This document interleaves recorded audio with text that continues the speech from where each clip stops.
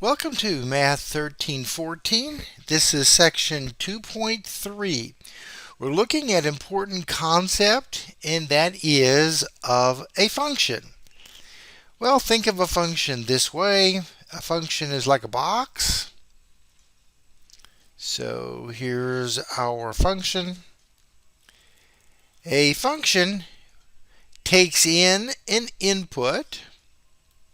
So it waits for some kind of an input, and then once it gets it, it takes it, processes it, and produces an output. So in question 1 here, they're asking us, is this the graph of a function or not? Well, let's back up. What do we know about graphs? Well, let's see. The graph is an intersection of two number lines. This number line is the x-axis. On my function, it's where the inputs come from. And the vertical axis is the y-axis. And in terms of our function, it's where the output is. So you might say, well, what about the graph itself? Well, the graph itself, the points that live on it, are actually a combination of input and output. Now, to be a function, it has to have the feature that one input can only produce one output. And so what that gives us is something called the vertical line test. So if someone hands you a graph and they say, is this a function or not, then just draw every possible vertical line. And if every time you do it, it only intersects the graph in one place, then yes, the graph is that of a function. Let's see question 2. Question 2, my graph is here in blue. And if I make a vertical line here, yes, that only intersects in one place. But when I come over here, this vertical line intersects more than once. That means that at 1, it generates multiple outputs. Therefore, it's not the graph of a function. It is, though, a relation, something a little more general than a function. All right, question 3. We're given a function. This function's name is f. So f, parenthesis x, and we have this stuff on the right. Now, the x is simply holding a place for where we're going to put whatever input we're given. That's why I've replaced the x with a blank everywhere that there used to be an x. The stuff on the right is my rule for how to take the input and transform it into output. So, my first one is f of minus 2. All right, so I simply take minus 2, plug it into all the blanks. Minus 2 squared is 4. 4 times 3 is 12. I've got a minus 3 times a minus 2, positive 6. 12 and 6 is 18. So, minus 2 went into the function. 18 came out. Next, I'm going to put minus 1 into the function. Let's see, minus 1 squared is 1. 3 times 1 is 3. Minus 3 times a minus 1 is a positive 3. 3 and 3 is 6. What about 0? Well, that should be pretty easy. Just plug in 0 everywhere. Well, 0 squared is 0. 0 times anything is 0. 0 minus 0 is 0. So not much there. What about 1? All right, let's see. Plug in 1 into all the blanks. 1 squared is 1 times 3 is 3 minus 3 times 1. That's a 3, and 3 minus 3 is 0. F of 2. All right, let's see. Plugging in 2. 2 squared is 4. 3 times 4 is 12. Plug in 2 here. Minus 3 times 2 is a minus 6. And 12 minus 6 is 6. All right, not too bad. Let's see. Now, question 4 gets a bit more complicated. Here's my function. Its name is g. So g of blank is blank squared minus 5 times blank. See, so here is the place we're going to place whatever our input happens to be. Well, in this case, they have b minus 3. So that whole thing is the input. So I don't have to worry about what to do. I simply plug it into the blank. All right, so there it is. There it is. So I'm going to have to square it. And I'm also going to need minus 5 times it. Well, let's see, minus 5 times b. That's a minus 5b. Minus 5 times minus 3 is a plus 15. Now, where did this stuff come from? Well, I went ahead and did the squaring down here. b minus 3 squared. Now, don't make the mistake of just trying to square each piece. It doesn't work. b minus 3 squared is b minus 3 times b minus 3. And so now, term by term, b times b, b squared. Minus 3b, another minus 3b, and a plus 9, giving me b squared minus 6b plus 9. Okay. Let's see, what can I combine? Nothing with the b squared. I've got minus 6, a minus 5, a minus 11. I've got 9 and this plus 15, so a 24.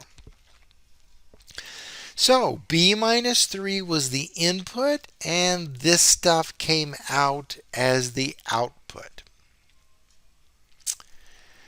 Now, question 5 gives me the function in a slightly different way, and that is f is this set of ordered pairs. Now, what this is telling me actually is 9, 1, 7, and minus 1. All the first numbers are the inputs. All of the second numbers are the outputs. So 9 produces 7, 1 produces 6, 7, 2, and minus 1, 3. So they asked us to find out what is f of 7. Well, 7 is the input, and I need f of 7, which is the output. Let's see, what does 7 do? 7 produces a 2. That's not too bad. All right, question 6. I'm looking at a graph, and I want to figure out the domain and range. Well, what is this domain thing? Well, the domain is the collection of all the inputs. And the range is all the stuff that comes out. Now, in our first question here, it's fairly easy because all I have are these points. So I listed them. Minus 4, 3. Minus 1, minus 1, 1, 1, 3, 4, and 4, minus 2. So the domain are all the inputs, or the first numbers. So minus 4, minus 1, 1, 3, and 4. Outputs. The outputs were the second numbers. 3, minus 1, 1, 4, and minus 2. Now, it didn't happen in this case, but if an output was repeated, you would only write it one time. If an input was repeated, that would mean it's not a function and it's a relation. Alright, so domain is the collection of inputs, range is the stuff that comes out. X-axis is where the inputs are, y-axis is where the outputs are. Alright, so let's look here at question 7. My graph is here in blue. Alright, now what do I see first? I see an open dot, so that's where the function starts. But I see here there's an arrow, and what the arrow means is the graph continues up forever. So my domain asks the question, where do the x's start and stop? Well, the x's start here at -4, but there's an open dot. That means not exactly at -4, a little bit to the right. So therefore, it's an open dot at -4 or a parenthesis. Since this guy goes up forever, my x's continue to the right forever. So the domain, or the collection of inputs, is -4 to infinity. The range is how low to how high. Well, let's see, how low does this graph goes? Well, it goes as low as -4, but because of this arrow, it goes up forever, and so this is -4 to infinity. This time it has a bracket because we actually get to that value. Whereas here, we did not take on -4. All right, question 8. Let's see. Well, I notice the graph has 2 arrows, so that means it expands left and right outward forever, and it goes up forever. So the domain, how far left? Well, minus infinity, goes to the right plus infinity. Range, how low? Well, let's see, my graph comes down here and it touches the x-axis, but that is at a height of 0. So bracket 0 goes up forever, so infinity. Question 9. Similarly, let's see. I see 2 arrows, so it goes up forever, expands left and right forever. So the domain is minus infinity to infinity. How low does it go? Let's see. -1 with a bracket, because we did get that value, and it goes up to infinity. All right, question 10. They are going to give us 3 functions here. And they're going to ask us, what is the domain? Okay, so let's make it yellow so it stands out a little more here. Domain. And they want the domain in interval notation. All right, so what do I notice? Look at all 3 of these functions. They all have variables in the denominator. If you remember, 0 over a number is 0. And it's okay if 0's in the top. But if the bottom is ever 0, my whole item is undefined.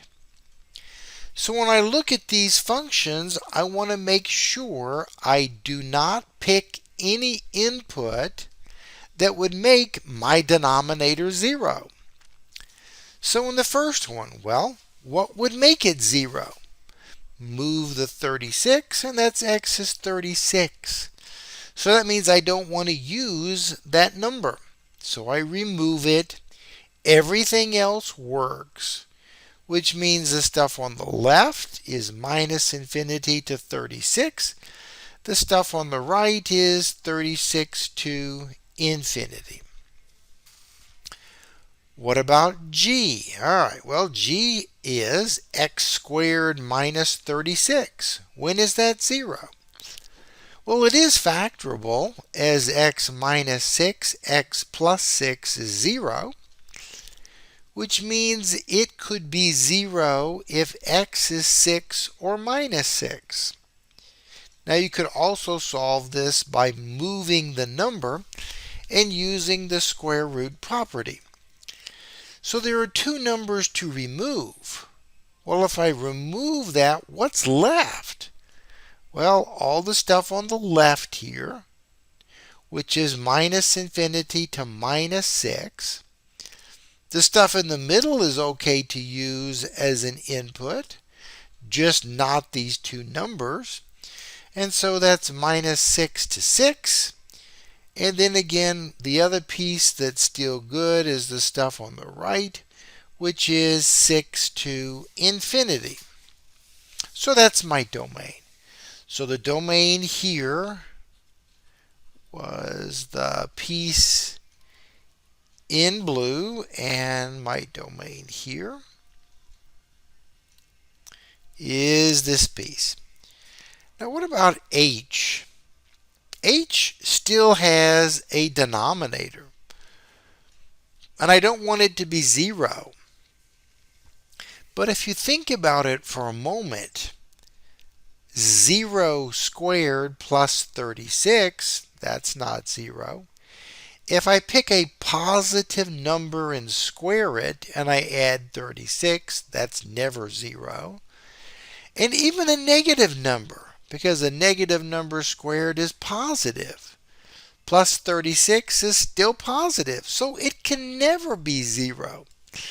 And if you stop and solve it by the square root property, you find that the only values that would make it 0 are complex numbers. Therefore, there are no real numbers to remove. There are no problems in terms of real number inputs. So, my domain then is everything. I can put in any number on the number line, and h of x will calculate just fine. Question 11 continues this with what is the domain of a particular function. So looking at the domain here of these three functions, we get a different problem to worry about. Notice each of these has a square root. Square root of 0 is 0. Square root of a positive number, that's okay. But the square root of a negative number would be a complex number. We don't want complex numbers. I want to have a real number input and also a real number output. So 0 and positive are okay to have. That's why I want to grab the stuff under the radical, and I want to make sure it calculates to be greater than or equal to 0. In this case, if I move the t, that says 36 greater than or equal to t. Because of the equal, that's a closed dot.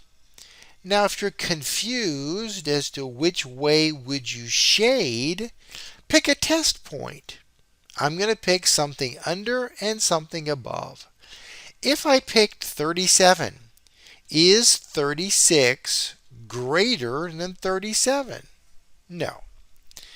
What about if you picked 36? Is 36 bigger than 34? Yes.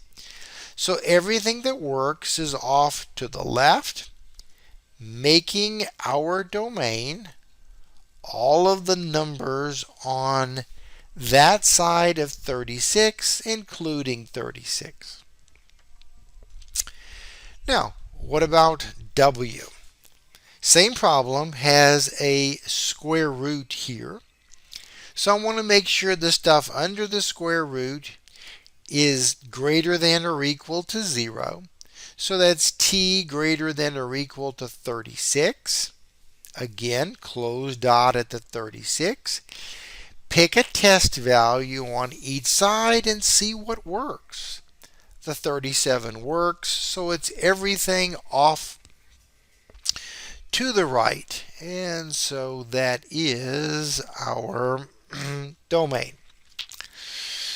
And finally, in C, we still have this same problem with a radical.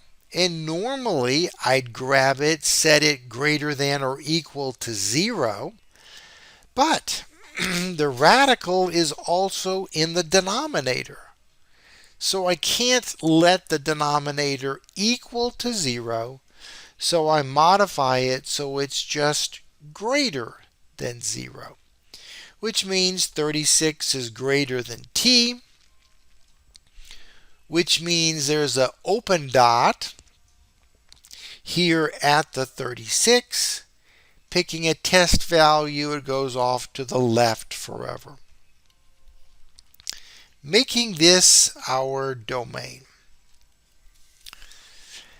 Now, just as a side note,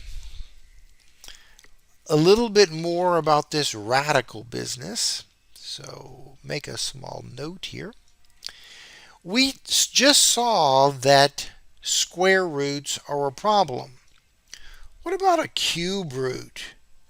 Cube root of 8 is 2. Cube root of 0 is 0. And the cube root of negative 8, well, it's simply minus 2.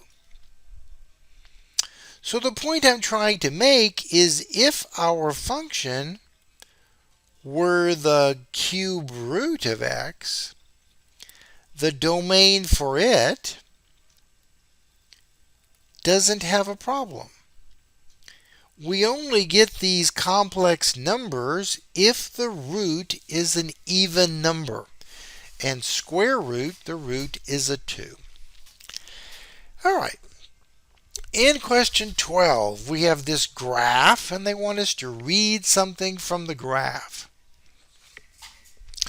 So let's see. They want me to figure out f of minus 4. All right, well, the input is minus 4, so I come here to the input. And now to find the output, I go find my graph. Oh, I'm sitting on it. So what is the height of the output? And the height of this output is 0. And so f of minus 4 is 0, or in terms of an ordered pair, minus 4, 0. What about f of 1? Okay, find 1. Yep, got it. I go look for my graph. Yep, there it is. Now go back to the y-axis, and that output is minus 1.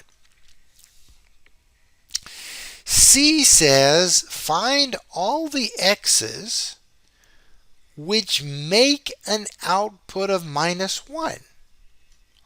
Okay, so I'm just going to draw a flat line at that output. When I do that, what I see is minus 3 produces that output. 1 produces that output, and so does 3. So all the numbers, all the x's that make that output are minus 3, 1, and 3. In D, they say find all of the x's that make an output of minus 4. Okay, so I made that in orange. So here's minus 4. Where does it intersect the graph? Let's see. 0 produces minus 4, and 4 produces minus 4. Yep, got those, 0 and 4. Now, if the question were, what produces minus 5? The answer would be nothing. The graph never goes that low. Let's see. Looking at our graph again, they want us to figure out the x-intercepts. Where does the graph cross the x-axis? Well, let's see. Minus 4 and at 2. And in terms of ordered pairs, they would look like that. Where's the y-intercept? Well, right there. And they wanted it in terms of an ordered pair. So 0 minus 4. And our last two questions, G and H, are about the domain and the range. So let's look at our graph. I'm looking for, oh, there's an arrow there. This keeps going that way forever. Okay, now I'm tracing my graph. Does my graph stop there and that's it? Oh, no. It comes up here and then runs off that way forever. And so if you look at this in terms of the domain, it goes left forever, right forever. So the domain is minus infinity to plus infinity. How low? Well, never gets any lower than minus 4. But because of this arrow, it goes up forever, so off to infinity. And so this is what we have for the range. And that concludes section 2.3 on functions.